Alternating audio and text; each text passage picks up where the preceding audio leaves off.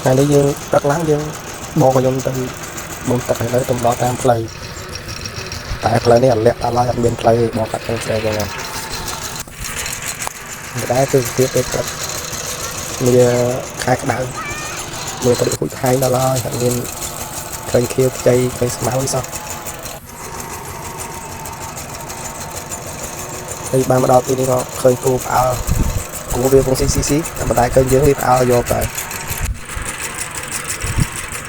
តាមផ្លូវនេះលាក់មែនជាស្ដាយផងអ្នកមើលគេថា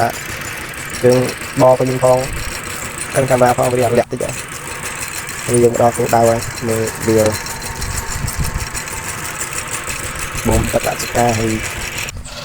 ទីកំពុងរៀបចំបានចូលទៅមើលឡើយនេះទឹកវាឆ្ងាយតិចនៅពេលនេះក៏បានបងហើយក៏យើងរៀបចំ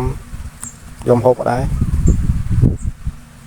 ហើយក៏បញ្ជាក់ប្រាប់អ្នកមើលដែរថា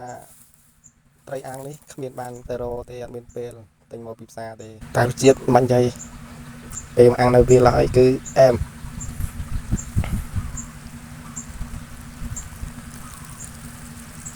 ហើយឥឡូវយើងចូលទៅមើល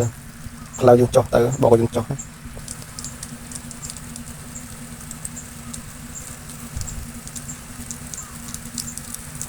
តាមស្ដាប់ភ្លេងហើយសំឡេងស៊ីនតាមទៅយើងទៅមុជទឹកអស់គ្នាមកអាហ្នឹងទឹកឡើងទៀត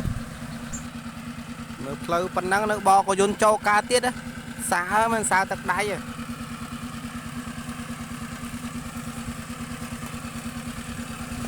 ទៅមុនទឹកនៅក្រមកតែហ្នឹងទឹករៀងឡើងទឹកឡើងខ្លាំងលោតទឹកមួយសិនក្តៅពេលចំមកព្រឹកហើយតោះលោតទឹក1 2 3លោតទឹកមួយសិន